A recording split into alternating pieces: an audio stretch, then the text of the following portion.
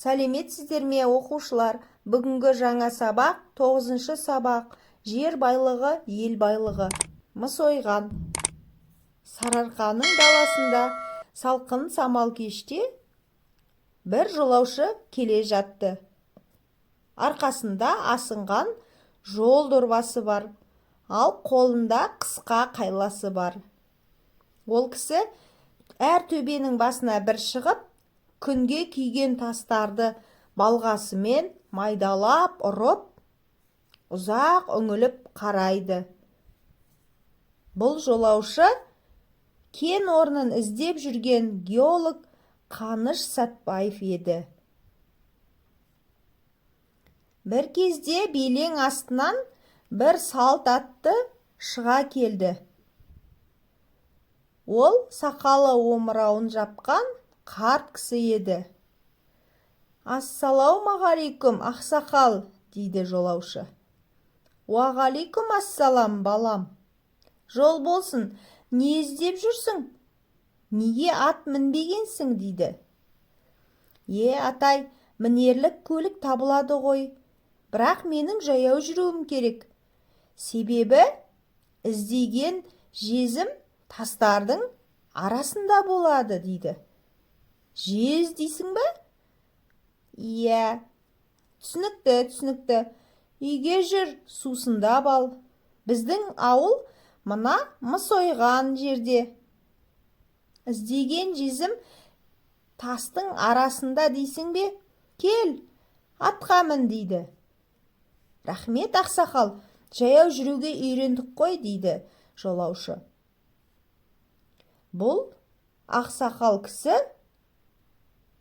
арқаның тау тасына қанық Берден деген ата еді. Бұл кісі мыс ойған туралы аңыз айтып береді. Мына жердің мыс ойған аталуының сыры бар. Саған айтып берейін. Баяғыда қазақ еліне жоңғарлар шабуыл жасапты. Сол ұрыс кезінде қазақтың атақты бір батыры жоңғар әскерімен шайқасқа түсіпті.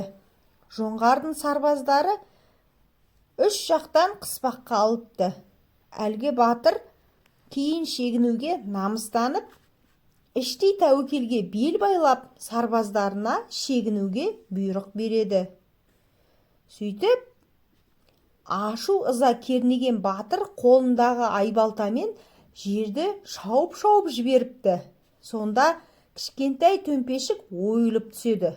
Батыр тағы да бір ұрған екен, ойық тереңдей кетіпті. Сол кезде батырдың ойына бір қулық келеді.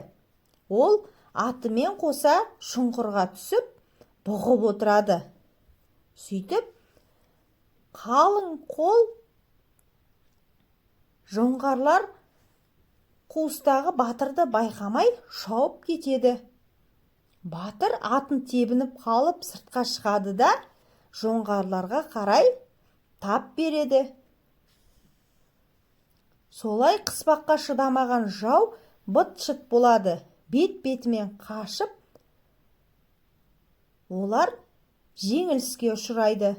Содан кейін 300-дің баласы бірігіп, мына Ұлытаудың жартасына таңбаларын ойыпты. Кейін әлгі батыр шұңқырға келсе, ішінде сап-сары бір нәрсе жатады. Ол мыс екен.